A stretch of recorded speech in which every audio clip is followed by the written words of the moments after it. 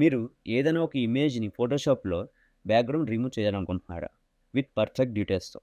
Just by changing a simple setting మీరు ఆ రిజల్ట్‌ని achieve చేయగలరు. అది ఎలాగో ఇప్పుడు నేను మీకు చూపిస్తాను. ఫస్ట్ మీకు కావాల్సిన ఇమేజ్‌ని ఫోటోషాప్‌లోకి ఇంపోర్ట్ చేసుకోండి.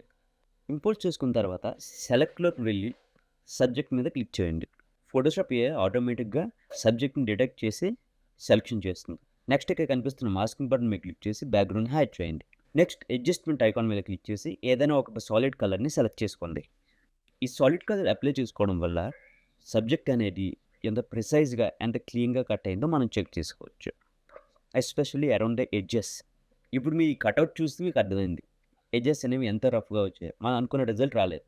ఇప్పుడు నేను ఇంకొక ట్రిక్ చెప్తాను. By just changing one simple setting మనం అనుకున్న రిజల్ట్స్‌ని మనం అచీవ్ చేయొచ్చు. ఒక clean proper cutout, precise edges మనకి వస్తుంది. ఫస్ట్ సెట్టింగ్స్‌లోకి వెళ్ళి అక్కడ ఇమేజ్ ప్రాసెసింగ్ మీద క్లిక్ చేయండి. Select subject and remove background అనే డ్రాప్ డౌన్ మెనూ మనకు కనిపించింది. ఇందులో మనకు 2 ఆప్షన్స్ కనిపిస్తున్నాయి. ఒకటి డివైస్, ఇంకోటి క్లౌడ్. ఇప్పుడు ఈ డివైస్ అండ్ క్లౌడ్ అంటే ఏంటో మీకు సింపుల్‌గా నేను ఎక్స్‌ప్లెయిన్ చేస్తాను. బై డిఫాల్ట్‌గా ఫస్ట్ మనకి ఆన్ డివైస్ అనేది సెలెక్ట్ అయి ఉంటుంది. ఆన్ డివైస్ అంటే ఏంటంటే ఇమేజ్ ప్రాసెసింగ్ అనేది ఇది కంప్లీట్‌గా మన ఓన్ సీపీయూ అండ్ జీపీయూ మీద డిపెండ్ అయ్యి ఉంటుంది. ఈ క్వాలిటీ అండ్ స్పీడ్ అనేది మనకి మన సిస్టమ్ అనేది, మన హార్డ్‌వేర్ అనేది ఎంత పవర్‌ఫుల్లో దాని మీద డిపెండ్ అయ్యి ఉంటుంది. ఇప్పుడు మీరు క్లౌడ్ అనేది సెలెక్ట్ చేసుకుంటే ఇమేజ్ అనేది టెంపరరీగా అడోబ్ సర్వర్స్‌లోకి అప్‌లోడ్ అవుతుంది. కానీ మన డేటా అనేది సేవ్ చేసుకోదు.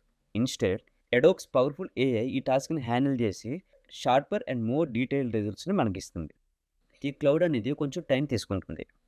బట్ అవుట్‌పుట్ అనేది చాలా క్లీన్‌గా, డీటెయిల్‌గా ఉంటుంది. చూసారా?